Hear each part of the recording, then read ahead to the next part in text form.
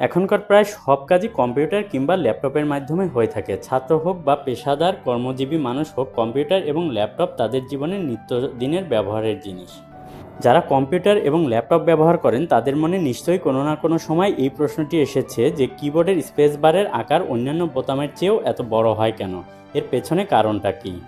তো চলুন বন্ধুরা, আজকে আমরা জেনে নিই স্পেস বার কেন এত বড় হয়।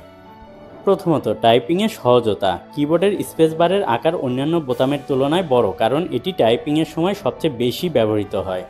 সাধারণত মানুষ টাইপিংয়ের জন্য উভয় হাতের আঙুল ব্যবহার করে। এমন পরিস্থিতিতে স্পেস বারের আকার বড় হওয়ার কারণে উভয় হাতের বুড়ো আঙুল দিয়ে সহজেই চাপা যায়।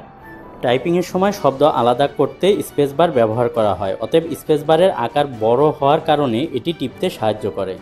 স্পেস বার কিবোর্ডের নিচে অবস্থিত, আকারে বড় হয়, এটি খুঁজে পাওয়া সহজ এবং এটি টিপতেও সুবিধাজনক। এর পাশাপাশি কিবোর্ডের বড় স্পেস বার থাকার কারণে টাইপিং স্পিডও দ্রুত হতে থাকে।